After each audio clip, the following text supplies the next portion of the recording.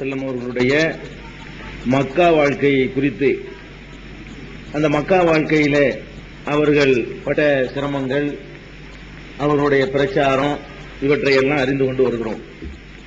அந்த வகையில பெருமானார் ஸல்லல்லாஹு அலைஹி வஸல்லம் அவர்களுடைய மக்கா வாழ்க்கையினுடைய கடைசி காலகட்டத்தில்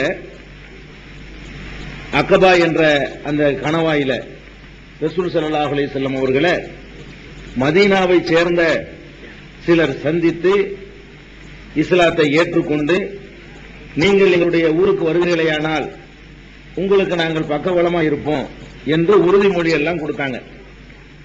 இது மாதிரியான லைலத்துல் அக்கபா என்று சொல்லக்கூடிய அந்த அக்கபாவுடைய உடன்படிக்கை 2 கட்டத்தில் நடந்திருக்கிறது. முதல் வருடம் ஒரு 12 பேர் வந்து பெருமானார் ஸல்லல்லாஹு அலைஹி வஸல்லம் கிட்ட இந்த மாதிரி உறுதிமொழி எடுத்தாங்க. மறு வருடம் 70க்கு மேற்பட்டவர்கள், சில ரிவாயத்தில் 70 பேர் வந்து அந்த உறுதிமொழி எடுத்தாங்க. இந்த ஆரம்ப காலத்தில் பெருமானார் ஸல்லல்லாஹு அலைஹி வஸல்லம் உடைய ஆரம்ப பிரச்சார காலத்தில் மக்காவிலே இருந்த முஹாஜிரீன்கள், அவர்களை பற்றிய வரலாறுகள் தான் பரவலாக நம்ம சமுதாயத்துக்கு தெரியுதே தவிர, மதீனாவுல களம் அமைச்சு கொடுத்தாங்கல்ல, இந்த மாதிரி ஆதிகால அவங்களா கேள்விப்பட்டு வழிய வந்து சொந்த ஊருக்காரங்களாம் விரட்டி அடிக்கும் போது அங்கிருந்து கேள்விப்பட்டு வந்து பெருமானார் ஸல்லல்லாஹு அலைஹி வஸல்லம் சந்தித்து நாங்க எல்லா வகையிலையும் ஒத்துழைப்பா இருப்போம்னு சொன்னாங்க இல்லையா, அந்த தியாகிகளுடைய பெயர்கள் கூட இந்த சமுதாயத்துக்கு தெரியல. அந்த அளவுக்கு இந்த வரலாறு வந்து மறைக்கப்பட்டிருச்சா அல்லது சொல்லாம விட்டாங்களான்னு தெரியல.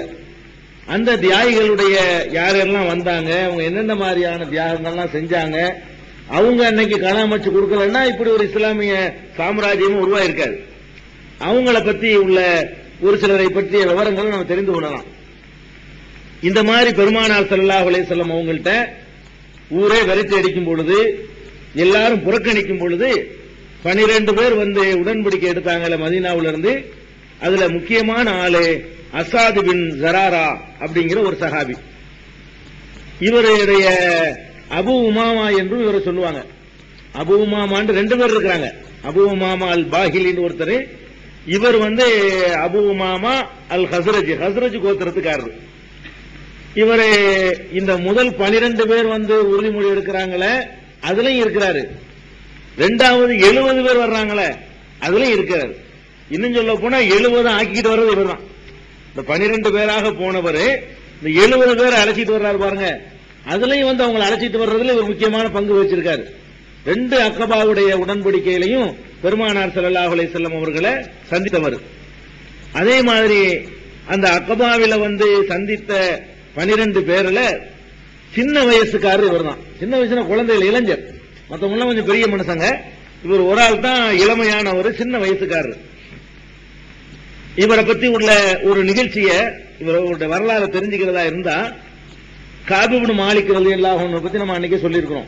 அவர் இந்த அக்கபாவில அந்த உடன்படிக்கையில உள்ளவர். தபூக்கு போருக்கு போகாம 3 பேர் பின்வாங்குவாங்க இல்லையா, அதுல ஒருத்தர்.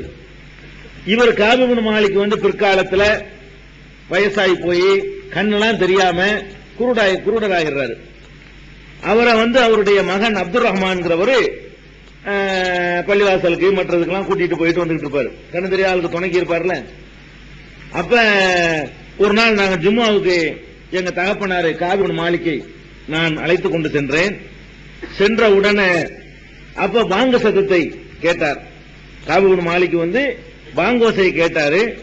பாங்க சத்தத்தை கேட்ட உடனே இஸ்தக்பர லி அசாத் இப்னு ஜராரா, அசாத் இப்னு ஜராரா அவர்களுக்காக வேண்டி பாவ மன்னிப்பு தேடுறாரு. அவர் அப்ப இல்ல. காப் இப்னு மாலிக் என்பவர் வயசான காலத்துல ஆகி அவர் கண்ணு தெரியாம போய், இதெல்லாம் ரசூல் ஸல்லல்லாஹு அலைஹி வஸல்லம் காலத்துல பிந்தி நடக்குது. அப்ப ஜும்மாவுக்காக வேண்டி மகன் எடுத்துக்கிட்டு போறாரு, வாங்கன்னு கூட்டிட்டு போறாரு. போகும்போது பாங்க சத்தம் கேட்குது. பாங்க கேட்டவன என்ன பண்றாருன்னா, அசாதுக்காக வேண்டி பாவ மன்னிப்பு தர்ற, அசாத் அல்லாஹ் மன்னிக்கட்டும், அல்லாஹ் அவரை கிருபை செய்யட்டும் அப்படின்னு சொல்றாரு. ஏன் இவரை தெரிந்து பாங்குக்கு அசாதுக்கு என்னங்க இருக்கு, ஏன் இப்படி செய்யறீங்கன்னு கேட்கும் பொழுது அவர் சொல்றாரு, அசாத் இருக்கிறாங்களே அவர் தான் மதீனாவுல முதல்ல எங்களுக்கு ஜும்மா நடத்தினவர். ரசூல் ஸல்லல்லாஹு அலைஹி வஸல்லம் வரதுக்கு முன்னாடி இந்த 12 பேர் அனுப்பிடுறாங்கல்ல, நீங்க போய் இவர் இமாமா இருந்து உங்களுக்கு ஜும்மா நடத்துவார்.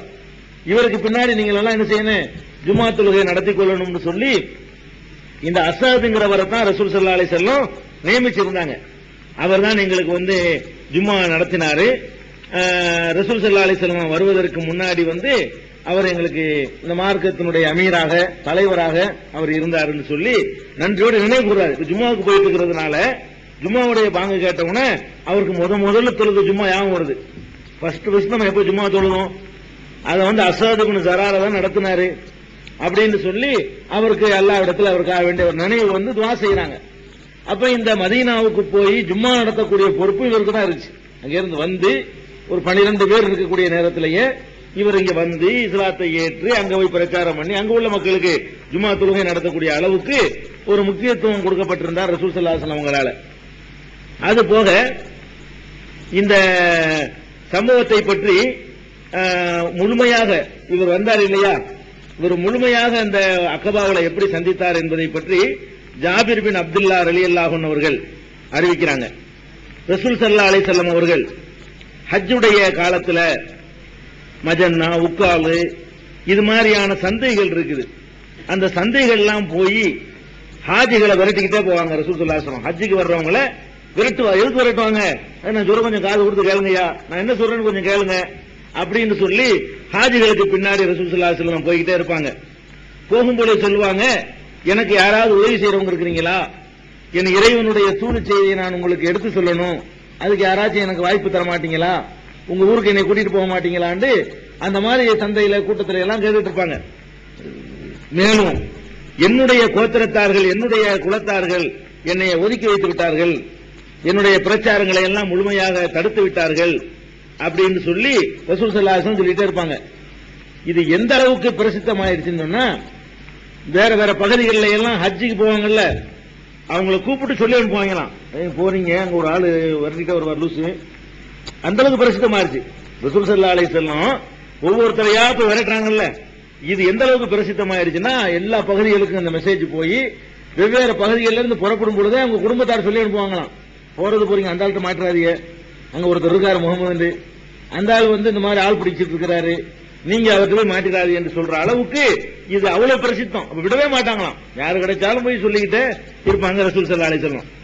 இப்படி இருக்கக்கூடிய நேரத்தில் தான் எங்களை மதீனாவிலிருந்து அல்லாஹ் ரசூலிடத்தில் அனுப்பி வைக்கிறான்.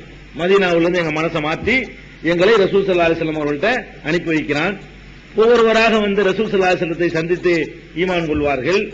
ரசூல் ஸல்லல்லாஹு அலைஹி வஸல்லம் அவர்கள் குர்ஆனுடைய வசனங்களை எல்லாம் அவருக்கு ஓதி காட்டுவார்கள். அவரே இஸ்லாத்தை ஏற்றுக்கொண்டவராக ஊருக்கு திரும்புவாரு. ஊருக்கு போன அவரை வச்சு அந்த குடும்பமே இஸ்லாத்தை ஏற்றுக்கொள்ளக்கூடியதாக ஆகிவிடும். எந்த அளவுக்கு ஆயிடுச்சுன்னு சொன்னா, எந்த ஒரு வீடாக இருந்தாலும் அங்க ஒரு ஆள் இருப்பாராம், அப்படி பரவிருச்சு. ரசூல் ஸல்லல்லாஹு அலைஹி வஸல்லம் மதீனாவுக்கு போறதுக்கு முன்னாடி என்ன நிலைமை ஏற்படுதுன்னா, எந்த ஒரு வீடாக இருந்தாலும் சரி அங்க ஒரு ஆளு முஸ்லிமா இருப்பாரு. ஒரு அன்சாரிகளுடைய எந்த வீடா இருந்தாலும் சரி, இங்கே சுத்தமா தொடச்சி விட்டுட்டாங்க. அங்க என்னடான்னு கேட்டா ஒரு வீடு பாக்கி இல்ல. ஒவ்வொரு வீட்டுல அத்தாவாச்சு மகனாச்சு அண்ணனாச்சு தம்பியாச்சு யாராவது ஒரு ஆளுக்கு இந்த மெசேஜ் போய் அவர் இந்த இஸ்லாத்தை ஏற்றுக்கொண்டு ரசூல் ஸல்லல்லாஹு அலைஹி வஸல்லம் வருகையை எதிர்பார்த்தவராக இருக்கிற அளவுக்கு அந்த நிலைமை வந்து உருவாகி இருந்தது. அதுக்கப்புறமேலே நாங்க வந்து ஒரு இதை நோக்கி வந்தோம்.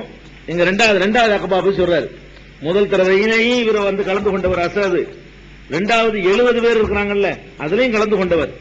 அப்ப ஜாபிர் பின் அப்துல்லா சொல்றாங்க, நம்ம எவ்வளவு நாளைக்கு இப்படி ரசூல் ஸல்லல்லாஹு அலைஹி வஸல்லம் வந்து இந்த நிலையில விட்டு வைக்கிறது, எந்த நிலையில் விட்டு வைக்குவோம், மத்தா நதரு ரசூலுல்லாஹி ஸல்லல்லாஹு அலைஹி வஸல்லம் யுத்ரது ஃபீ ஜிபாலி மக்கா வ யகாஃபு, மக்காவுடைய மலைப்பகுதியின் பக்கம் விரட்டி அடிக்கப்படக்கூடிய நிலையில் எவ்வளவு நாளைக்கு நாம் ரசூல் ஸல்லல்லாஹு அலைஹி வஸல்லம் விட்டு வைப்பது அப்படின்னு பேசிக்கிறாங்க. அப்ப முதல் 12 பேர் வந்து இஸ்லாத்தை ஏற்றுட்டு போய் 70 பேர் வர்றாங்க இல்லையா, வர்றதுக்கு முன்னாடி அங்க ஒரு மசோரா நடக்குது. என்ன சொல்லிட்டு வர்றாங்கன்னா, இன்னும் எவ்வளவு நாளைக்கு ரசூல் ஸல்லல்லாஹு அலைஹி வஸல்லம் இந்த நிலையில் நம்ம விட்டு வைக்கிறது, விரட்டி அடிக்கிறாங்க. எப்படி விரட்டி அடிக்கிறாங்களாம், ஊருக்குள்ளே போக முடியாத நிலைமையில் இருந்திருக்காங்க ரசூல் ஸல்லல்லாஹு அலைஹி வஸல்லம். மக்காவுடைய மலை பகுதியின் பக்கம் விரட்டி அடிக்கப்படுறாங்க ரசூல் ஸல்லல்லாஹு அலைஹி வஸல்லம். இதை எவ்வளவு நாளைக்கு நம்ம அனுமதிக்கிறது, இப்படி விட்டுக்கிட்டு இருக்க முடியுமா என்று நாங்கள் பேசிக்கொண்டோம் அப்படின்னு அந்த ரிவாயத்தில் வருது. அப்படின்னா எந்த நிலைமை இருந்து நீங்க பாத்துக்கலாம். அபு தாலிப்லாம் இறந்த பிறகு ஹிஜ்ரத்துக்கு ரசூல் ஸல்லல்லாஹு அலைஹி வஸல்லம் முஸ்தீப் ஆகுறாங்கன்னா எந்த கட்டத்தில் ஆகுறாங்க? சொல்வதற்கு ஒரு சின்ன வாய்ப்பு இருந்தா கூட சொல்லிடுவாங்க.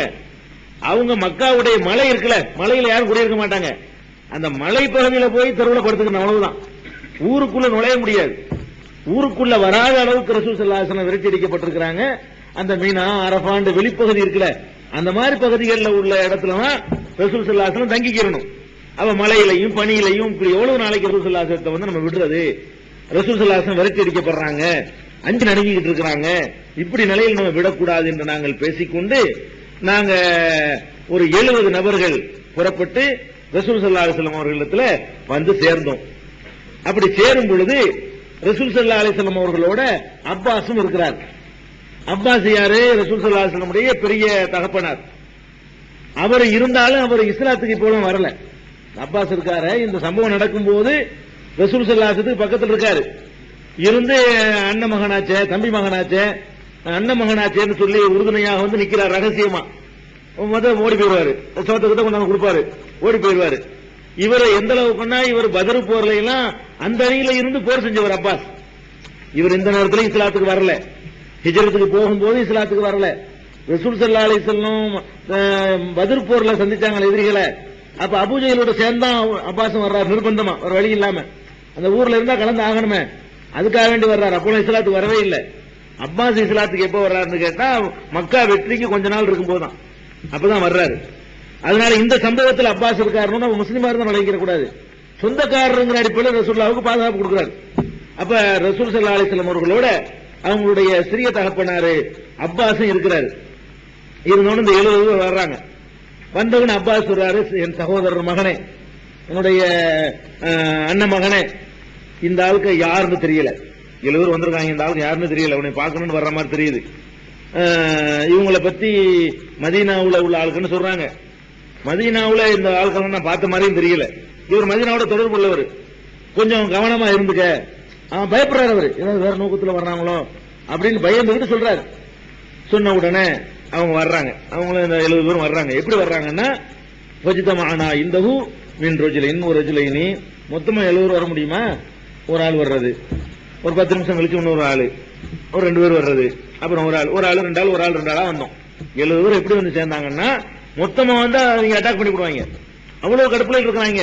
சும்மா இப்படி போற மாதிரி போய் ரசூலுல்லாஹ் வந்து அந்த மலையடி வாரத்துல அங்க ஒன்னு சந்திக்கிறது, ஒத்தையா 2 பேராக வந்து இப்படி நாங்கள் பயந்து சந்திச்சோம். அப்ப அப்பாஸ் வந்து எங்க முகத்தை உன்னிப்பா கவனிக்கிறாரு.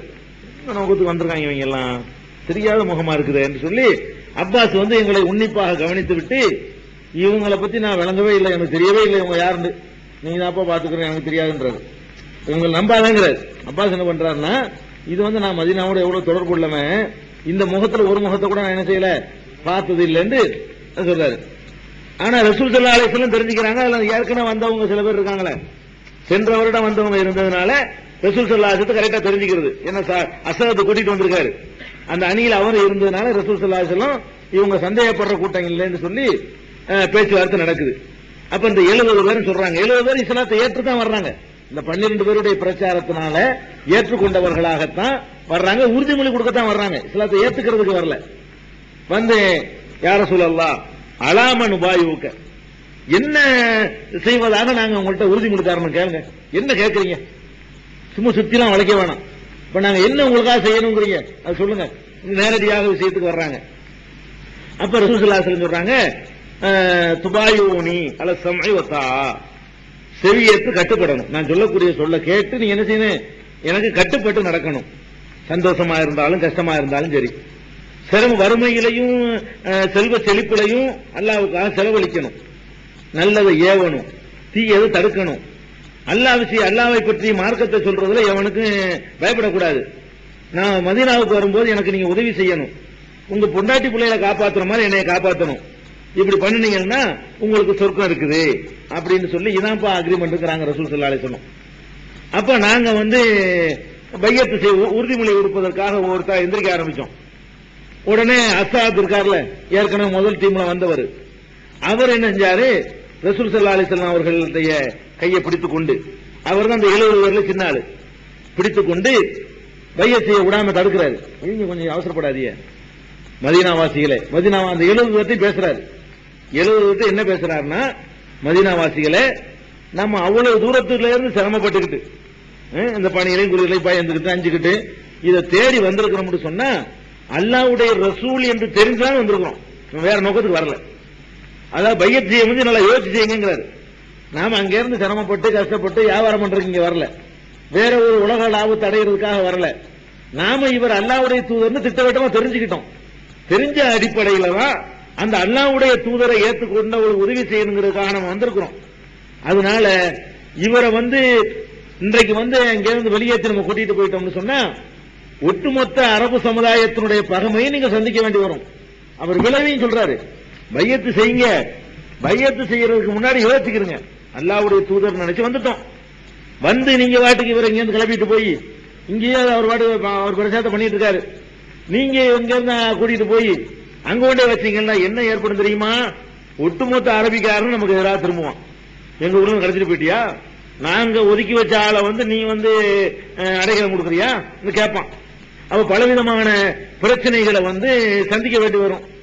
சில நேரங்களில் வாள் எடுக்க வேண்டியதும் வரும், யுத்தங்களை சந்திக்க வேண்டி வரும். சும்மா விட மாட்டாங்க. மக்காவுல இருந்து படையை திரட்டி உங்களை தாக்குறதுக்கு வருவான். நீங்க அடைக்கலம் கொடுக்கணும்னு கூட்டிட்டு போய் அதை சந்திக்க வேண்டி வரும். அந்த நேரத்தில் நீங்க பின்வாங்கி விடக்கூடாது. அதனால நல்லா நீங்க என்ன உறுதிமொழி கொடுக்குறீங்க நல்லா யோசிக்கிறீங்கிறார் அவர். மற்றதெல்லாம் வைக்க கடைசியா சொன்னாங்கல்ல, நான் மதீனாவுக்கு வரும் பொழுது உங்க பொண்டாட்டி பிள்ளைங்களை காப்பாத்துற மாதிரி என்னை காப்பாற்றணும், உன் சொந்த குடும்பத்தில் ஒரு ஆளை காப்பாத்துற மாதிரி எங்களை காப்பாத்துறதுக்கு நீங்க என்ன செய்யணும், எங்களுக்கு வர துன்பங்களை தடுக்கணும்னு கேட்டாங்கல்ல. அதுக்கு தான் இவர் அசாது அந்த மக்களுக்கு புரிய வைக்கிறாரு. நீங்க என்ன வாக்குறுதி கொடுக்குறீங்கன்னு விளங்கி கொடுக்குறீங்களா, என்ன உறுதிமொழி செய்ய போறீங்கன்னு முதல்ல உங்களுக்கு புரியுதா? நீங்க சாவுறதுக்கு உறுதிமொழி கொடுக்குறீங்க, அதான் அர்த்தம். எல்லாரும் எதிரியாவான், அடிக்க வருவான், போரை சந்திக்க வேண்டி வரும். அப்ப உங்கள சிறந்தவர்கள் எல்லாம் கொல்லப்பட வேண்டிய நிலைமை வரும்.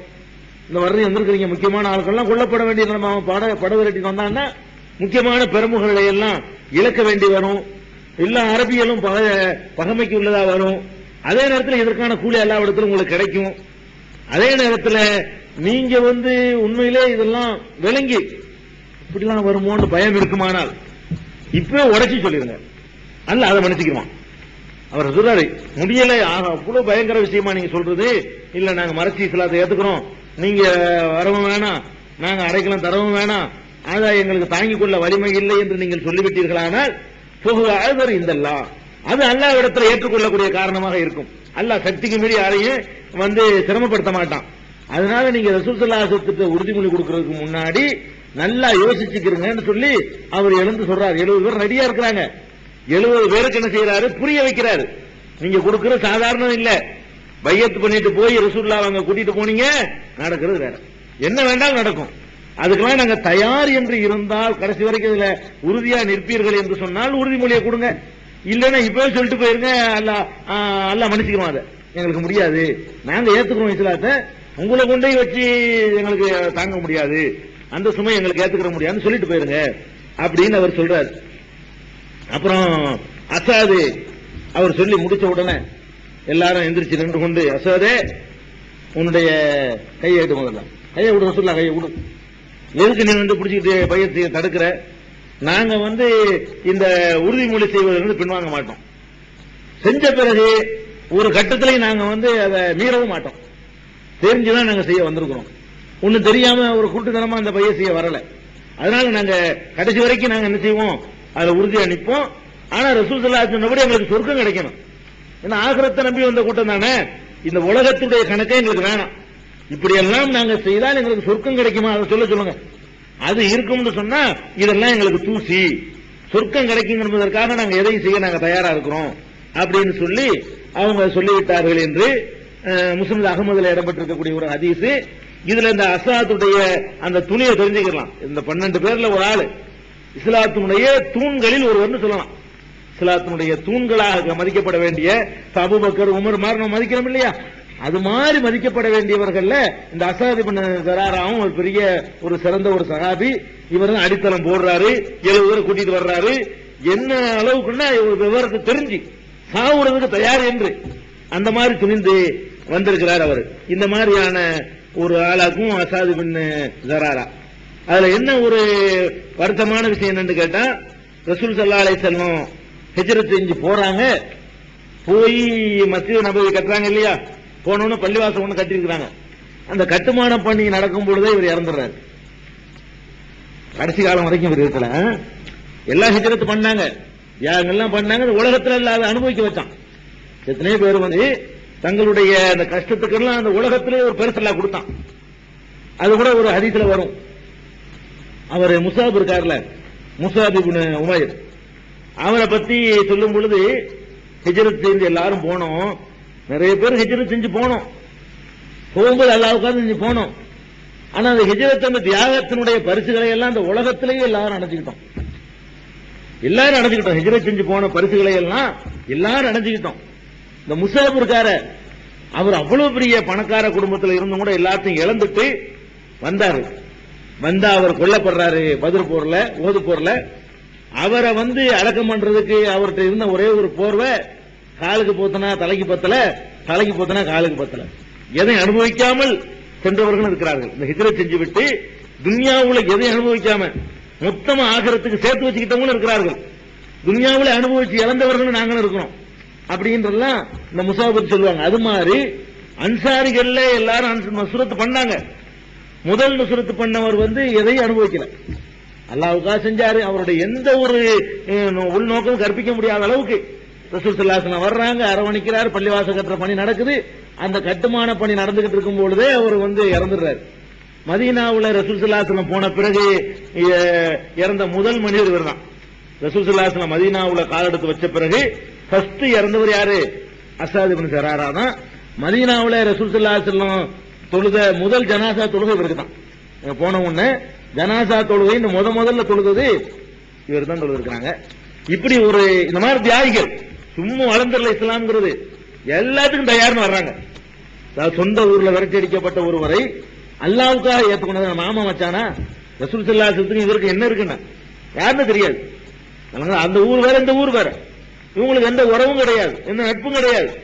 எதுக்காக வர்றாங்க? அல்லாஹ்வுடைய தூதர், அல்லாஹ்வுடைய மார்க்கம் இது, இதை ஏத்துக்கிறதுக்கு என்ன விலை வேண்டாம் கொடுக்கலாம்னு சொல்லி அப்படியெல்லாம் முன் வந்ததுனாலதான் இந்த மார்க்கம் இன்னைக்கு உலகளாவிய அளவுல வியாபித்து நிக்குது. அப்படிப்பட்ட தியாகி அஸ்ஸாத் இப்னு ஸராராங்கிறவர். அதே மாதிரி உஸைத் இப்னு ஹுலைர் அப்படின்னு ஒருத்தர், அவரும் அந்த 12 பேர்ல ஒரு ஆள். ஃபர்ஸ்ட்ல வந்தாங்கல்ல, இந்த ஃபர்ஸ்ட் வந்ததுல அஸ்ஸாத் இப்னு ஸராரா மாதிரி உஸைத் இப்னு ஹுலைர் என்று இவர் ஒரு சஹாபி. இவருக்கு அபு யஹ்யான்னு சொல்லுவாங்க, அபு அத்தீக்னு சொல்லுவாங்க. இவருடைய தகப்பனார் அந்த அவுஸ் கோத்திரம். மதீனாவுல 2 கோத்திரம் இருக்கு, ஒன்னு அவுஸ், இன்னொன்னு ஹஸ்ரஜ். இந்த அவுஸு ஹஸ்ரஜ் அன்சாரிகள் பின்னாடி சொல்லப்பட்டாங்க. மதீனாவுல பல கோத்திரங்கள் இருந்தாலும் அவுஸுங்கிறவங்களும் ஹஸ்ரஜ்ங்கிற கோத்திரத்தார் தான் இஸ்லாத்தை ஏற்றுக்கொண்டு உதவி செஞ்சவர்கள், அடுத்தவங்களுக்கு உதவி செஞ்சவங்க, வந்த மக்களை வந்து அரவணைச்சுக்கிட்டவங்க. அதனால அந்த 2 கோத்திரத்தார் இருந்து நம்ம அன்சாரிங்க, நம்ம அன்சார்னா அந்த 2 கோத்திரம். வேற கோத்திரத்துக்காரங்க எல்லாம் ஏத்துக்கல. பனு குரைலா, பனு நுலைர் எல்லாம் அவர்கள் எல்லாம் 1-2 பேர் ஏத்திருப்பாங்க. இந்த குழுவா மொத்தமா ஏத்துக்கிட்டதெல்லாம் இந்த 2 சமுதாயம் தான், அவுஸ் கோத்திரமும் ஹஸ்ரஜ் கோத்திரமும் தான். இவர் வந்து உஸைதுடைய தகப்பனார் இருக்காரு, அவர் தான் அவுஸ் கோத்திரத்துக்கு தலைவர், அந்த குலத்துக்கே தலைவராக, அந்த கோத்திரத்துக்கே லீடராக வந்து இருக்கிறாரு. அவருடைய மகன் வந்து இந்த ரசூல் ஸல்லல்லாஹு அலைஹி வஸல்லம் என்ன செய்யறாரு? பக்கபலமா நிக்கிறாரு. அந்த மாதிரியான நல்ல எப்படி ஆட்கள்லாம் வர்றாங்கன்னு பாருங்க. சாதாரண ஆட்கள் வரல, இப்படி ஆட்கள்லாம் வர மாட்டாங்க. எப்பவுமே நினைக்கிறேன், எப்போதுமே நீங்க தீனுக்கு வர்றது, சத்தியத்துக்கு வர்றது இருக்க, இப்படி ஒரு லீடர்ஷிப்போட அந்த தங்க வச்சுட்டு இருக்கிறாங்க, அவங்க வரமாட்டாங்க. அவங்க எல்லாம் இழக்க வேண்டி வரும். அழகான ஒரு பதவி, ஒரு அந்தஸ்து, ஒரு சமுதாயத்துக்கே தலைவர். அந்த கால தலைவர்னா அவர் கிழிச்ச போட்டு தாண்ட மாட்டாங்க. தேர்தல்லாம் கிடையாதுங்க, அவர் தலைவர்னு அவர் தான் அவர்கள் தலைவராக இருப்பாரு. அப்படிப்பட்ட ஒரு காலம். அந்த மாதிரியான ஒரு தலைமை பதவி அவர் இருக்கும் பொழுது அந்த பதவி அவர் தகப்பனுக்கு பிறகு மகனுக்கு தான் கிடைக்கும். அப்படிப்பட்ட ஒரு நிலையில அவர் அதெல்லாம் உதறிட்டு அந்த உயர்ந்த ஒரு பதவிக்கு எல்லாம் கணக்கில் கொள்ளாம அவர் வர்றாரு. ஆரம்பத்தில் இஸ்லாத்தை ஏற்று இந்த 12 பேர்ல ஒருத்தராக இருந்தார். அதே மாதிரி இவரை பத்ர்ல கலந்து கொண்டாரா இல்லையாங்கிறதுல கருத்து வேறுபாடு இருக்கு. பத்ர் போர்ல இருந்தாரா என்பதுல கருத்து வேறுபாடு இருக்கு. உஹது போர்ல இவர் இறந்துடுறாரு. ரொம்ப இவங்க எல்லாம் பெருசா அனுபவிக்கல. இந்த 12 பேர் வந்தாங்களே, ரொம்ப இது பண்ணல. பத்ர் போர்ல கலந்து கொண்டதற்கு தெளிவான ஆதாரங்கள் கிடைக்கல. உஹது போர்ல கலந்து கொண்டார். உஹது போர்ல வந்து அவர் ஷஹீத் ஆயிட்டார். அல்லாஹ் அவருக்கு வந்து பெரிய தர்ஜாவை கொடுக்கணும். அப்ப உஹது போர்ல கலந்து கொண்டாரு. அவருடைய உடம்புல பிந்தி தேடி பார்க்கும் பொழுது 7 பெரிய காயங்கள், 7 பெரிய வெட்டு காயங்களோட அவருடைய உடல் வந்து கண்டெடுக்கப்பட்டுச்சு உஹது போர்க்களத்துல. அந்த மாதிரியான தியாகங்கள் பண்ணவர். அதே மாதிரி ரசூல் ஸல்லல்லாஹு அலைஹி வஸல்லம் மதீனாவுக்கு வந்த பிறகு மக்காவாசிகளையும் ஒரு மதீனாவாசியும் சேர்த்து அந்த ஜாயின் பண்ணுவாங்க, சகோதரத்துவம் ஏற்படுத்துவாங்க. அது மதீனா வாழ்க்கைக்கு போகும்போது விவரமா சொல்லிக்கிருவாங்க. அப்படி இவரோட யாரை சேர்த்து விட்டாங்கன்னா ஸைத் பின் ஹாரிசாவை சேர்த்து விட்டாங்க. ஸைத் பின் ஹாரிசாங்கிறது அதாவது ரசூல் ஸல்லல்லாஹு அலைஹி வஸல்லம் வளர்ப்பு மகன். வளர்ப்பு மகன் இஸ்லாத்துல இல்லைன்றவுடனே அது இல்லாம போச்சு. ஆரம்பத்துல ரசூல் ஸல்லல்லாஹு அலைஹி வஸல்லம் இவரை தான் எடுத்து வளர்த்தாங்க. எல்லாருமே இவரை ஸைத வந்து ரசூலுல்லாஹ்வுடைய மகன்டே சொல்லுவாங்க. அல்லாஹ் வந்து அதை கண்டிச்சுட்டான். உங்களை யார் பெத்தாங்களோ அவங்க தான் தகப்பன், வளர்த்தவங்களை நீங்க தகப்பன் சொல்லக்கூடாது. உதுஊஹும் லி ஆபாயிஹிம், அவங்க பெத்த தகப்பன் பேரால தான் நீங்க அவங்களை கூப்பிடணும். ஃபஹு அக்ஸத் இன்தல்லாஹ், அதான் அல்லாஹ்விடத்துல நேர்மையான ஒரு முடிவு என்று சொன்ன உடனே அப்புறமேல ஸைத் இப்னு ஹாரிஸான ஒரு அத்தா பேர்ல சொல்ல ஆரம்பிச்சாங்க. இருந்தாலும் ரசூல் ஸல்லல்லாஹு அலைஹி வஸல்லம் இவர் மேல ரொம்ப பிரியம். தனக்கு அதாவது ஆம்பளை பிள்ளை இல்லாதனால மகன்கிறது இஸ்லாத்துல கிடையாது. ஆனா அந்த அளவுக்கு இவர் மேல என்ன செஞ்சாங்க, ரசூல் ஸல்லல்லாஹு அலைஹி வஸல்லம் பிரியம் வச்சிருந்தாங்க. ரொம்ப பிரியம்னா அந்த மாதிரியான ஒரு பிரியம் சொல்ல முடியாது. அவ்வளவுக்கு அவர் மேல முகபத் வச்சிருந்தாங்க. அவரை வந்து இவர்கிட்ட சேர்த்து விடுறாங்கன்னு பாருங்களேன். அதாவது ஸைத வந்து ஹிஜ்ரத் செஞ்சு வந்த உடனே அப்ப ரொம்ப பிரியமான ஆள, ரொம்ப முக்கியமான வேண்டிய இடத்துல சேர்த்து விடுவாங்க, நல்ல ஒரு இடத்துல. இவரை வந்து உசைதுட்டு தான் என்னஞ்சாங்க, இவரை நீ சகோதரனா வச்சுக்கப்பான்னு சொல்லி இந்த ஸைத் இப்னு ஹாரிஸாவை உசைத் இப்னு ஹுதைர் ரலியல்லாஹு அன்ஹுங்கள்ட்ட தான் வந்து ஒப்படைச்சாங்க. இவரும் ஆதி காலத்துல இந்த இஸ்லாத்தை மதீனாவுல வேரூன்ற செய்வதற்கு தூணாக இருந்தவர். ஹிஜ்ரத்துக்கு போறதுக்கு முன்னாடி அங்க அஸ்திவாரம் போட்டவங்க இவங்கலாம். ஹிஜ்ரத்து போய் லேசா இருந்துச்சு. எந்த அளவு லேசா இருந்துச்சுன்னா வாழ்த்து பாடல் சொல்லி வரவேற்கிறதுக்கு வாசல் நிக்கிறாங்க. அந்த அளவுக்கு லேசாக்கி வச்சிருந்தாங்க. உள்ள நுழையும் போது போய் எந்த கஷ்டமே இல்ல, வீட்டுக்கு ஒரு ஆள் இருக்காதான், ஊரே திரண்டு வந்து வரவேற்கிற அளவுக்கு ஒரு செட்டப் நடந்துச்சுன்னா அதெல்லாம் இந்த மக்கள் செஞ்ச ஏற்பாடுகள், இவங்க பண்ணது. இவங்களெல்லாம் துவா செய்யணும், அதுக்காக தான் சொல்லி காட்டுறது. அதே மாதிரி ஜாபிர் பின் அப்துல்லா, இந்த ஜாபிர் பின் அப்துல்லாங்கிறவர் வேற. இப்ப இன்னொரு ஜாபிர் பின் அப்துல்லா இருக்காரு. இந்த ஜாபிர் பின் அப்துல்லாங்கிறவர் அன்சாரிக்காரரு. இவரு இந்த 12 பேருக்கு முன்னாடி ஒரு 6 பேர் வந்திருக்கிறாங்க. அது வந்து அது ஒரு பெரிய ஒரு நிகழ்ச்சியாக யாரும் குறிப்பிடுறது இல்ல. இந்த 6 போய் தான் 12 திரும்பி வருது. அந்த 6 வந்து யாரும் அந்த 6 பேர் திரும்பவும் 12 அப்படி மொத்தமா வந்து இடம் பெற்றதுனால இந்த 6 பேர் வருவாங்க ஹிஜ்ரத்துக்கு 3 வருஷத்துக்கு முந்தி. அதுல உள்ள ஒருத்தர் இவர். 6 பேர் வந்து முதல்ல ரசூல் ஸல்லல்லாஹு அலைஹி வஸல்லம் சந்திப்பாங்களே, ரசூல் ஸல்லல்லாஹு அலைஹி வஸல்லம் அவங்க சந்திக்க மாட்டாங்க, ரசூல் ஸல்லல்லாஹு அலைஹி வஸல்லம் விரட்டி பிடிப்பாங்க. அப்படி பிடிச்ச 6 பேர்ல இவர் ஒரு ஆளு. இந்த 6 பேரும் திரும்பி 12 பேர்ல வரும்போது வர்றாங்க. அப்ப இவர் இந்த 6லயும் இருக்கிறாரு. 12ல இருந்தவர் யாரு, ஜாபிர் பின் அப்துல்லா என்பவர். இவரும் அந்த அக்கபத்தல் ஊலாவுல கலந்து கொண்டிருக்கிறாரு. அது மாதிரி இவர் ஒரு முக்கியமான ஆளு. இவருக்கு ஒரு பெருசா ஒண்ணு வரலாறுல அவருடைய வரலாறுகள் கிடைக்கல பெரிய அளவுல. இவர் அதுல கலந்து கொண்டதுக்கு மாத்திரம் ரெக்கார்டு இருக்கு, அந்த அக்கபாவுல கலந்து கொண்டதுக்கு. அதே மாதிரி ராஃபி இப்னு மாலிக் என்று சொல்லி ஒரு சஹாபி, இவரும் அந்த 12 பேர்ல ஒருவராக இருந்தாரு. ஹஸ்ரஜ் கோத்திரத்துல முதல்ல இஸ்லாத்துக்கு வந்தவர் இவர். ஹவுஸ் கோத்திரத்துல மத்தவங்க எல்லாம் வந்திருக்காங்க. ஹஸ்ரஜ்ங்கிற மதீனாவுல இருந்த கோத்திரத்திலேயே முதல்ல ஏற்றுக்கொண்டவர் இவர் தான்.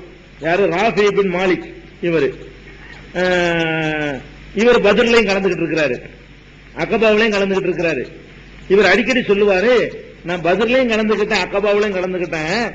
மத்தவங்க எல்லாம் பத்ர ஒரு பெருசா நினைச்சிட்டு இருக்கிறாங்க, அதை விட நான் வந்து அக்கபாவில் கலந்துகிட்டேன், அதான் என்னை பொறுத்த வரைக்கும் பெரிய பாக்கியம். பத்ர்ல கலந்துக்கிறாட்டா கூட அது ஒரு பெரிய விஷயம் இல்ல. ஏன்னா பத்ர்ல போகும்போதெல்லாம் நாங்க ஒரு வலிமையாக இருந்தோம், அதை விட பலவீனமான நிலையில் நாங்க ரசூலுல்லாஹ்ட்ட போய் என்ன ஏத்துக்கிட்டோம். அந்த நேரத்தில் இருந்த அந்த வீரம், அந்த துணிச்சல், அந்த அர்ப்பணிப்பு மனப்பான்மை எல்லாம் அதுக்கு பின்னாடி எல்லாம் இருந்திருக்க முடியாது. அவ்வளவுக்கு ஒரு பியூரோட நாங்க போய் ஏத்துக்கிட்டது எதுன்னு கேட்டா அக்கபா தான். எந்த நாதியும் இல்ல. இப்ப எல்லாம் ஒரு 313 பேரை கூட்டிட்டு போய் படம் விரட்டிட்டு போற அளவுக்கு நம்மகிட்ட ஒரு ஆட்சி வந்துருச்சு. இதுல ஒருத்தர் வந்து நுழைஞ்சிக்கிறதுக்கு ஒரு சாத்தியம் இருக்குது, யார் வேணா நுழைஞ்சிக்கிற முடியும். அதுல வந்து யாரும் நுழைய மாட்டாங்க, சாவுறதுக்கு போற மாதிரி அது. அன்னைக்கு அந்த 12 பேர்ல ஒரு ஆளாக நாங்க போய் நுழையிறோமே, அப்ப இப்படி எல்லாம் 313 பேர் உண்டாக்க முடியும் நினைச்சு பார்த்தோமா? இந்த 12ஓட போனாலும் போயிடலாம், 12ஓட அழிச்சாலும் அழிச்சிடலாம், போனோட தலையை தனியா திரும்பி போட்டாலும் போயிடலாம். என்ன யார் பிந்தியா வளர்த்தாங்கிறது வேற, வளர்ப்பான்னு எதிர்பார்த்தவங்க வந்தாங்க. அவங்க வரும்போது என்ன வேணாலும் நடக்கலாம். அவங்க இதை ஏத்துக்கிற வரும்பொழுது இப்படி போனாலும் போயிடலாம். 12 பேரும் அங்கனுக்குள்ள வச்சு மக்காவுக்குள்ள வச்சு இவங்க சமாதி கட்டிட்டு பண்ணுவோம். அப்படியே நடக்கலாம்ல. டேஞ்சரான இடத்துக்கு போய் ரசூல் ஸல்லல்லாஹு அலைஹி வஸல்லம் போய் பார்க்க போறோம். இது மக்காக்காரங்களுக்கு தெரிஞ்சுன்னா அங்கேயே சமாதி கட்டி போடுவாங்க. இவங்க திருப்பி கூட வர முடியாதுங்கிற ஒரு கட்டத்தில் நாங்க போய் சேர்ந்திருக்கிறோம் சொல்லி அவர் சொல்லுவார் அடிக்கடி. என்னைய பொறுத்த வரைக்கும் நான் பத்ரில் கலந்து கொண்டேன், அது இந்த அக்கபாவுல கலந்து கொண்டேன் பாருங்களேன், அதுக்கு ஈடாக நான் கருதவில்லை. அக்கபாவுல இல்லாதவர்கள் வேணா அவங்களுடைய வாழ்க்கையில் நடந்த பெரிய திருப்பு முனையாக பத்ரை சொல்லிக் கொள்ளலாம். என்னைய பொறுத்த வரைக்கும் அந்த அக்ரிமெண்ட்ல நான் ஒப்பந்தம் பண்ண ரசூல் ஸல்லல்லாஹு அலைஹி வஸல்லம் அதான் பத்ரை விட சிறந்தது, அதான் பெரிய பாக்கியம் அப்படின்னு சொல்லி அவர் அடிக்கடி சொல்லுவார். அந்த மாதிரியான ஒரு சிறந்த சஹாபி. அதே மாதிரி இவர் ஒரு முக்கியமான ஆளு. அடுத்தது சஅத் பின் உபாதா. இவர் ஹஸ்ரஜ் கோத்திரத்தானுடைய ஒரு தலைவர்கள் ஒரு முக்கியமான ஆளு. இன்னும் சொல்ல போனா இவர் தான் தலைவராக இருந்தார். ரசூல் ஸல்லல்லாஹு அலைஹி வஸல்லம் மதீனாவுக்கு வரக்கூடிய நேரத்தில் ஹஸ்ரஜ்களுக்கு தலைவராக இருந்தது மாத்திரம் இல்லாம அவுஸுக்கும் சேர்த்து மொத்தமாக அன்சார்கள் தலைவராக இவர் ஆனார்.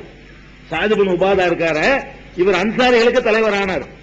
எந்த அளவுக்குன்னு சொன்னா ரசூல் ஸல்லல்லாஹு அலைஹி வஸல்லம் அவங்களுக்கு அடுத்தபடியாக மதீனா வாசிகள் ஒருவரை மதிக்கிறாங்களா இவர் தான் மதிப்பாங்க. ரசூல் ஸல்லல்லாஹு அலைஹி வஸல்லம் அவங்களுக்கு நிகர் அதை விட்டுருங்க. ரசூல் ஸல்லல்லாஹு அலைஹி வஸல்லம் அப்புறமேலு ஒருவரை மதீனா வாசிகள் பெருசா நினைக்கிறாங்கன்னு சொன்னா அது யாருன்னா சஅத் பின் உபாதா. அன்சாரிகள் அத்தனை பேராலும் மதிக்கப்பட்டவர். எந்த அளவுக்குன்னா ரசூல் ஸல்லல்லாஹு அலைஹி வஸல்லம் இறந்த பிறகு யார் ஆட்சிக்கு வருவது என்ற பிரச்சனை எழும் பொழுது இவர் முன்னிறுத்தப்படுறார். மதீனா வாசிகள் சார்பாக இவரும், மக்கா வாசிகள் சார்பாக அபூபக்கர் நிறுத்தப்படுறாங்க. இவருக்கு பின்னாடி மதீனா பூரா திரண்டு நிக்குது, அன்சாரிகள் பூரா. நீங்க தான் அதுக்கு தலைவர் தகுதியான ஆளு, நீங்க தான் வரணும்னு சொல்லி மதீனா வாசிகள் பூரா இவருக்கு பின்னாடி அனைவரும் நிக்கிறாங்க. அவ்வளவு ஒரு முக்கியமான ஒரு சஹாபி யாரு?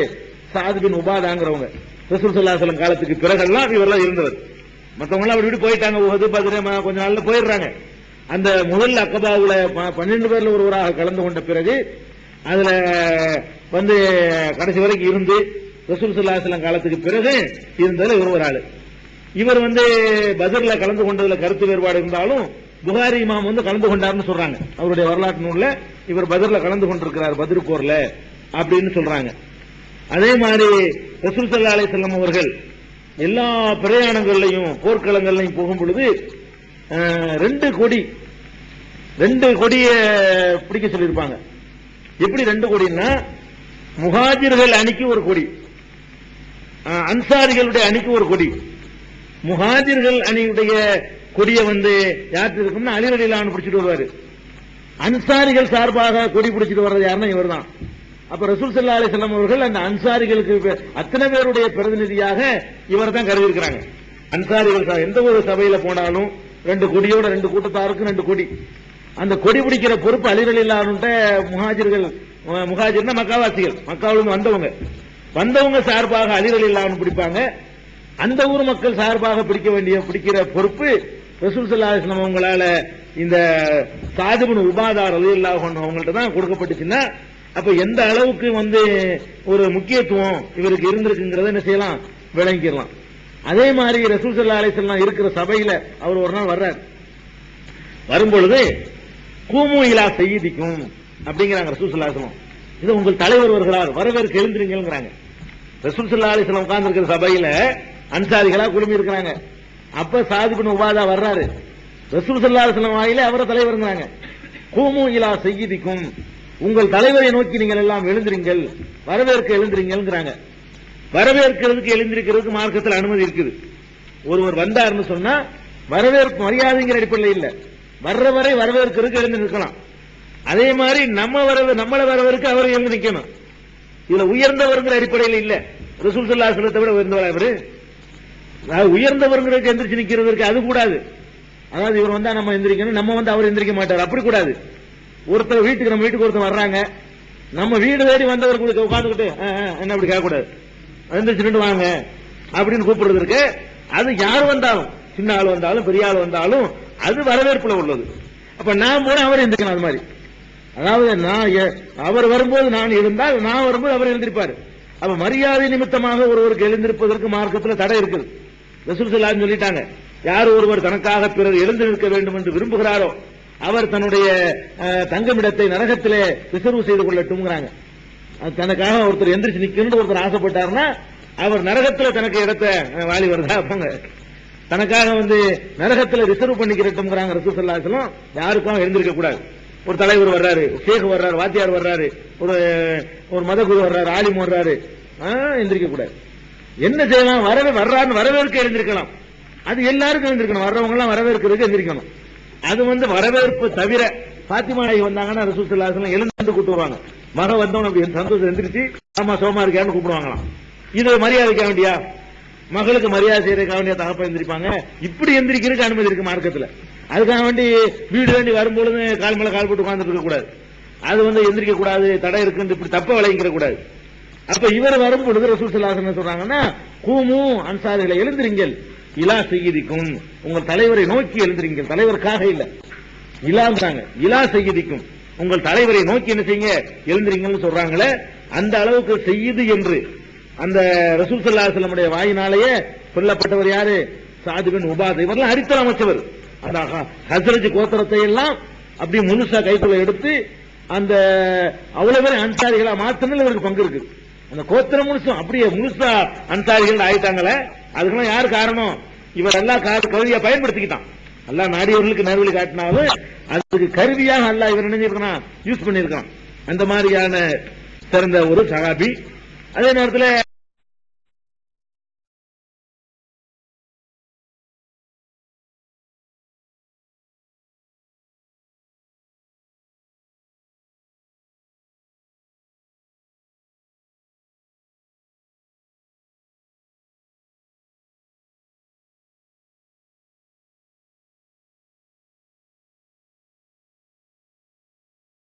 ஒரு சின்ன ஒரு இது இருக்கு. அபூபக்கருக்கு பைய செய்ய மாட்டேன்றாரு. அவருடைய வாழ்க்கையில உள்ள ஒரு ஒரு பிரச்சனை என்னன்னா, அபூபக்கர் கலீஃபான்னு சொல்லி முடிவெடுக்கும் பொழுது இவர் அபூபக்கர் நான் ஏத்துக்க மாட்டேன் அப்படின்னு சொல்லி ஆரம்பத்தில் நினைஞ்சிட்டாரு, பின்வாங்கிட்டாரு. ஏன்னு கேட்டா அவங்க வேற மாதிரி அந்த நேரத்தில் இருந்தாங்க. எல்லாருமே முஹாஜிர்கள் அப்படித்தான் இருந்தாங்க, அன்சாரிகள் அப்படித்தான் இருந்தாங்க. எங்க ஊருக்காரால் தான் தலைவரா வரணும், அவங்களுக்கு ஆசை, உங்களுக்கு ஆசை. அது பிந்தி அவங்க தெரிஞ்சுக்கிட்டாங்க. பிந்தி பையட் பண்ணாரு. ஆரம்பத்தில் புறக்கணிச்சுட்டாலும் நினைச்சிட்டாரு. கொஞ்ச நாளைக்கு ஒரு அதிருப்தியா இருந்துட்டு அப்புறமேல அவங்கள ஏத்துக்கிட்டாரு. பிறகு ஏத்துக்கிட்டாரு. அது அவருடைய வரலாறுல ஒரு சின்ன ஒரு விஷயம் இருக்குது. மற்றபடி ரசூல் ஸல்லல்லாஹு அலைஹி வஸல்லம் ரொம்ப அன்பிற்கு உரியவராக இருந்திருக்கிறாரு. இவர்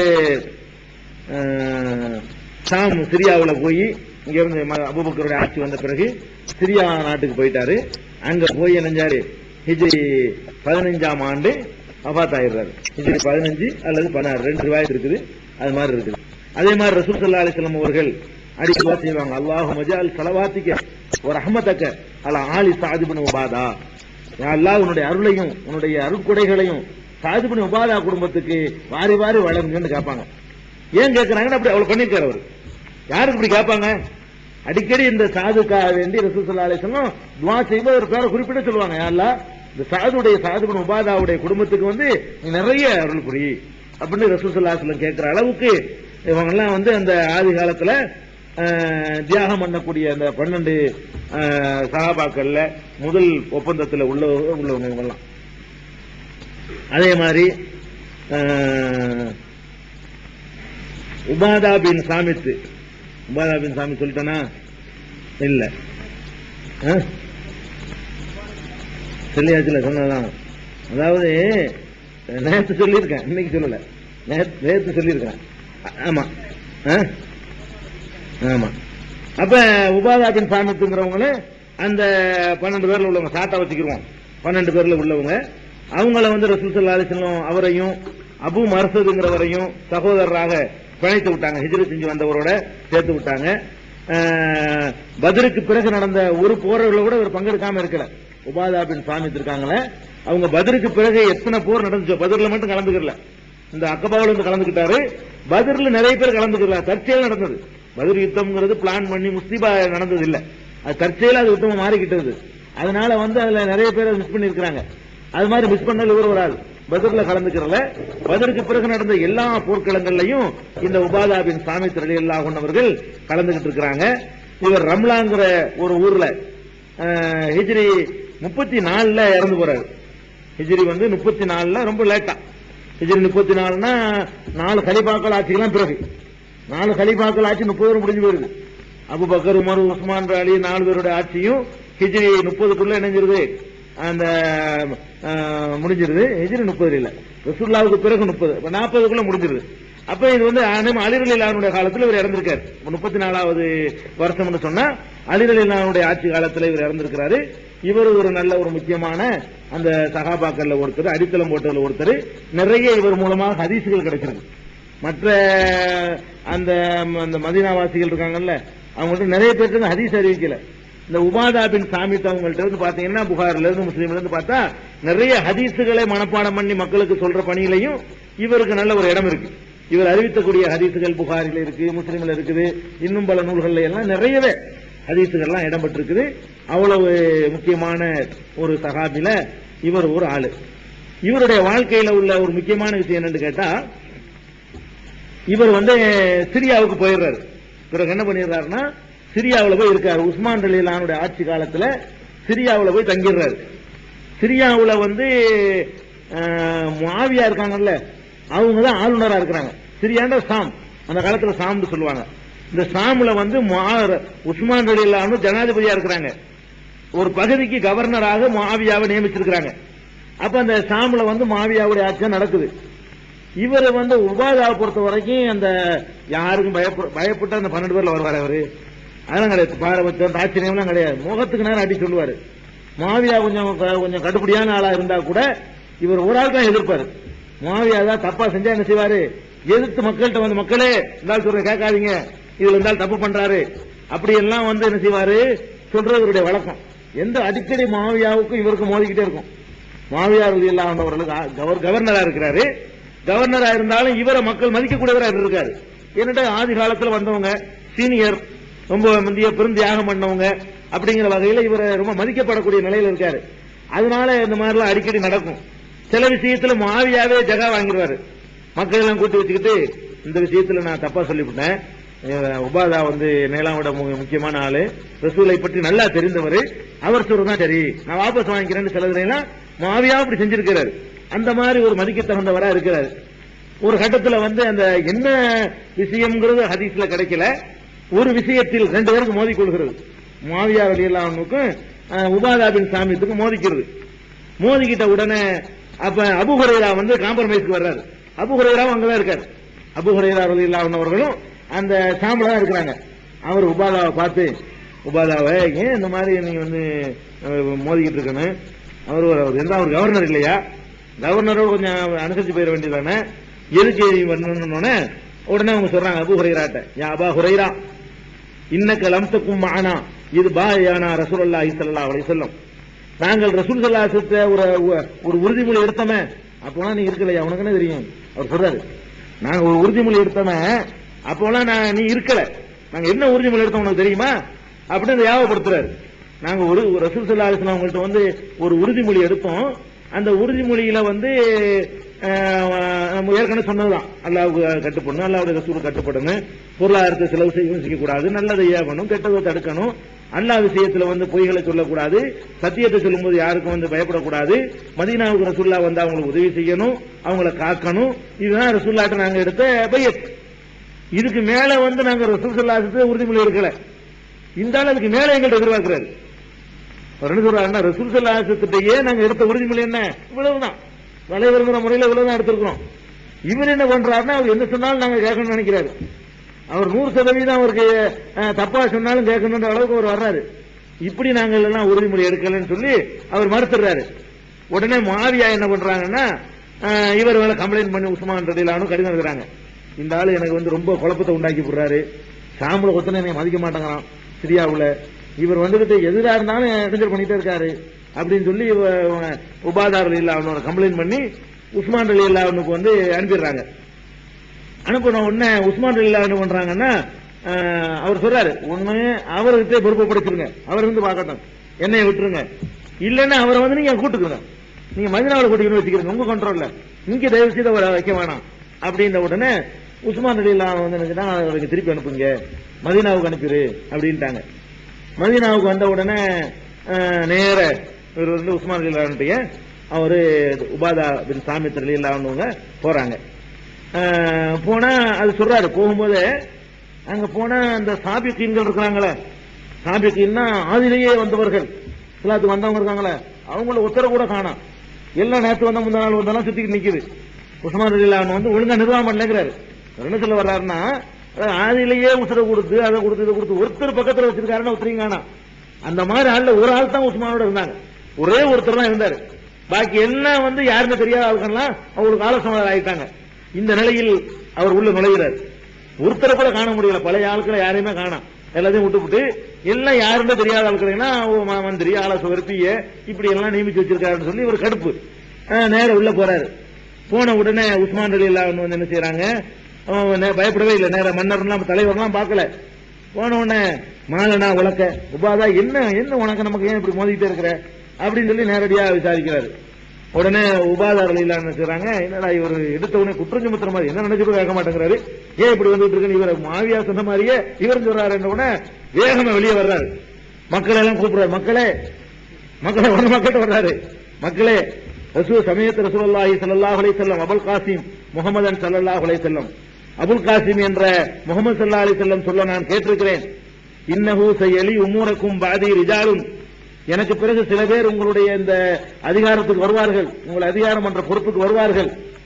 அவர்கள் யாரிபூனக்கும் துன்கிரும், நீங்க தப்புன்னு நல்லா தெரிந்த விஷயத்தெல்லாம் நல்லதுன்னு அவர்கள் நினைப்பார்கள். யுன்கிருன் அலைக்கும் தாரிபூன், நீங்க நல்லதுன்னு நினைக்கிறது எல்லாம் தப்புமாங்க, நீங்க தப்புன்னு நினைச்சதெல்லாம் நல்லதுன்னு நினைப்பாங்க. இந்த மாதிரியான ஆட்கள் ஒரு கட்டத்தில் ஆட்சிக்கு வருவார்கள்.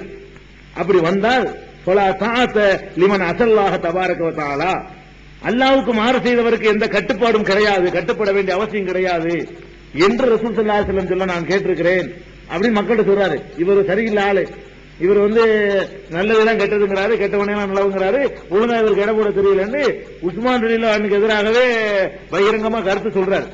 அல்லாஹ்வை தவிர யாருக்கும் பயப்படாதவங்க. அதாவது உஸ்மான் ரலியல்லாஹு வந்து ஒரு ஆட்சி தலைவர், அவருடைய ஆட்சி சாம்ராஜ்யம் சாமுசிரியா வரைக்கும் எங்கேயோ போயிருக்குது. அவ்வளவு பெரிய ஆட்சி தலைவராக இருந்தாலும் அந்த சத்தியத்தை சொல்றதுல யாருக்கும் பயப்படக்கூடாதுன்னு அது அந்த ரத்தத்தில் ஊர்னது. அதனாலதான் வர முடிச்சு இவருக்கு. இவர் மாதிரி ஆட்கள்லாம் இந்த 12 பேர்ல ஒருத்தரா எதுக்கு வர முடிச்சுன்னு சொன்னா அந்த ஊறி போனது. அப்படியே அவனுக்கு பயம் அதெல்லாம் கூடாது, பயங்கிறது இருக்கக்கூடாது, கடுகளவு கூட பயம் கிடையாது. அந்த மாதிரி உஸ்மான் ரலியல்லாஹு கடுமையாக விமர்சிச்சதுல இவர் ஒரு ஆள். அதுமாதிரி உஸ்மான் ரலியல்லாஹு நிறைய பேர் விமர்சிச்சிருக்காங்க. உஸ்மான் ரலியல்லாஹு ஒரு பலவீனமே அதானே, அவங்களுடைய ஒரு பெரிய பலவீனம் என்னன்னு கேட்டா உறவினர்களை மாத்திரம் முக்கியத்துவம் கொடுத்து சொந்தக்காரங்களையா அப்படி பொறுப்பு மாவியா அந்த மாதிரி ஆட்களையா எல்லாம் சொந்தக்காரங்க. அதுலதான் இந்த இஸ்லாமிய வரலாறு தெரிஞ்சு போனது. ஒரு அப்பாவி மாதிரி வெகுளித்தனமான ஒரு ஆளு நம்ப முடியாம நம்பாத ஆள்லாம் நம்பி ஏமாந்துருவாங்க. அதை வந்து இவர் வந்து விமர்சனம் பண்றாரு, அந்த காலத்துல விமர்சனம் பண்ணியிருக்கிறாங்க. அப்ப இந்த மாதிரி உபாதா பின் சாமித் அவர்களும் ரொம்ப இஸ்லாமிய வரலாற்றுல, மதீனாவுடைய வரலாற்றுல, ஹிஜ்ரத்துடைய வரலாற்றுல பொன்னெழுத்துக்களால் பொறிக்கப்படணுங்கிறோம்ல, அப்படிப்பட்டவர்ல இவர் ஒரு ஆள் உபாதான்னு சொல்லி. அவரெல்லாம் உபாதான்னு எத்தனை பேர் வைக்கிறாங்க சொல்லுங்க பார்ப்போம். உபாதா அசதுன்னு வைக்கிறாங்க, வேற ஏதோ ஒரு அசது நினைச்சுக்கிட்டே வைக்கிறாங்க. அசது மதனின்னு ஒருத்தர் இருந்தாருன்னா அசது வைப்பாங்க. சரி, உபாதான்னு யாராவது வைக்கிறாங்களா? அதை பத்திலாம் யாருமே என்ன செய்யறது இல்ல, நினைச்சு கூட பாக்குறது இல்ல. அது மாதிரி தியாகிகளை பத்திலாம். அடுத்தது வந்து அப்துல்லா பின் ரவாஹா. இந்த 12 பேர்ல அப்துல்லா பின் ரவாஹாங்கிற ஒரு பெரிய சஹாபி. இவர் ஹஸ்ரஜ் கோத்திரத்துக்காரரு. இவர் வந்து ரொம்ப பிரபல்யமான கவிஞரும் கூட.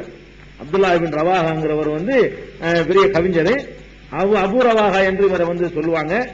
இவருக்கு வந்து சந்ததிகள் கிடையாது, வாரிசு இல்லாம இவர் வந்து இறந்து போனவர். இவர் அந்த 12 பேர்ல ஒருவராக இருந்தாரு. பத்ர்ல கலந்துகிட்டாரு. பத்ருக்கு பிறகு நடந்த எல்லா யுத்தங்கள்லையும் ரசூல் ஸல்லல்லாஹு அலைஹி வஸல்லம் கலந்து கொண்ட யுத்தமா இருந்தாலும் சரி, அதுக்கு வந்து கலீஃபாக்கள் காலத்தில் நடந்த யுத்தமா இருந்தாலும் சரி, ஒண்ணு விடாம கலந்து கொண்டவர். பத்ர்லயும் கலந்துகிட்டாரு. பத்ர்ல இருந்து ஆரம்பிச்சு மொத்தாண்டு ஒரு போர் நடக்குது. அந்த போர்ல வந்து இவர் ஷஹீதாவுறாரு. அது வரைக்கும் வந்து இவர் ரசூல் ஸல்லல்லாஹு அலைஹி வஸல்லம் அவங்களோடவே கூடவே என்ன செஞ்சவர் இருந்தவர். அந்த மாதிரி உள்ளவர். இவரை வந்து மிக்தாதுன்னு நம்ம கேள்விப்பட்டிருக்கோம்ல, ஆதி காலத்து இஸ்லாமியர்கள் ஒரு ஆளு. 7 பேர் 8 பேர் இருந்தாங்கல்ல, அப்ப உள்ள மிக்தாது தான் இவருக்கு சகோதரராக்குனாங்க ரசூல் ஸல்லல்லாஹு அலைஹி வஸல்லம். அப்துல்லா இப்னு ரவாஹா மதீனாக்காரர் தானே. இவர் ஒரு ஆளை மக்காக்காரர் ஒரு மதீனாக்காரரோட சேர்த்து விடுவாங்கல்ல, அப்படி சேர்த்து விடுறதுக்கு வந்து இவருக்கு கிடைச்சவரும் இவர் மாதிரி தியாகிக்கு அது மாதிரி தியாகி.